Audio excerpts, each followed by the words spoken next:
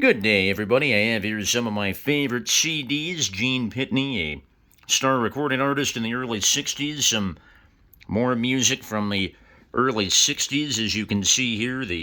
I also have rock instrumental classics of the 50s and some other great songs of the 50s, rock instrumental classics of the 60s, and I've chronicled in videos before that I am a big fan of old-time music, old-time TV,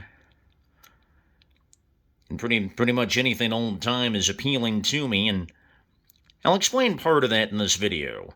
Certainly a little bit of it. My parents listened to this music all the time when I was a kid, and I took a liking to it. Also, even though I was in high school and everyone else was listening to modern music, it just didn't appeal to me at the time. Just didn't strike a chord. Just wanted to listen to other stuff, and this was that other stuff, this fine music of the 50s and 60s.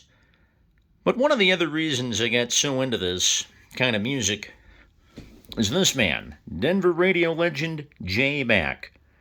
This is a picture of him in his younger days when he was at Kim Radio in Denver. No copyright infringement intended with this, just using this picture as a visual aid. There's one time, my freshman year in high school, I was listening to Doo-Wop Sunday Night, which Mac hosted, and I couldn't get enough of it. I found I liked listening to him, I loved hearing the music, and I just could not get enough of it, even though I had to get up at 5:30 in the morning to go to school at that time. With my handheld radio, I'd turn it on, I'd listen to it well past 10 o'clock. I just wanted to hear the music, wanted to hear Jay Mack, who sounded like a very regular guy. Didn't jam down our throats what was better than anything else because he liked it. He'd just talk about his own personal interests.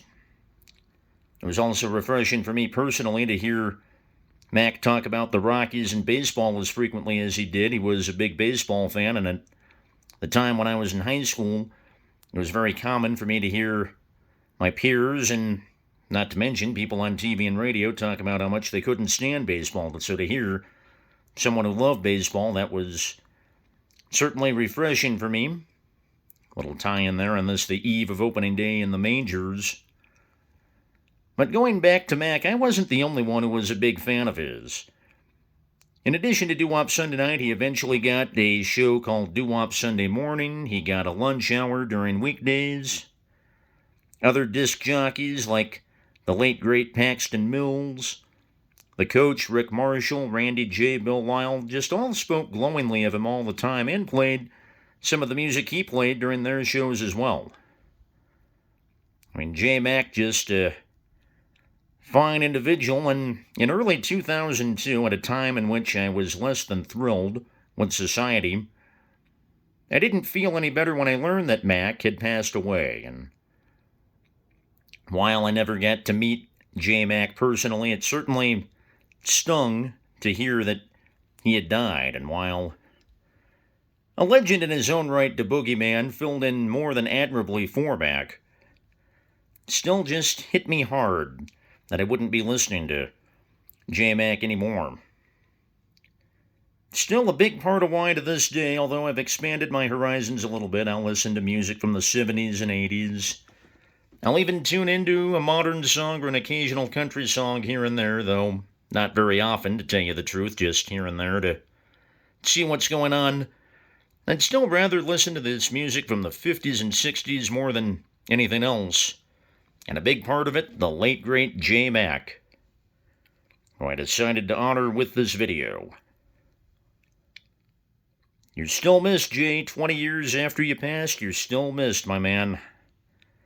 Still love the music, still love listening to you, and I can find audio of you on the internet or wherever I can find it. That's all for this video. I thank all of you for watching. I'll talk to you soon. Take care, everybody. And if you are a baseball fan out there, hope you have a very happy baseball season. Good day, everyone.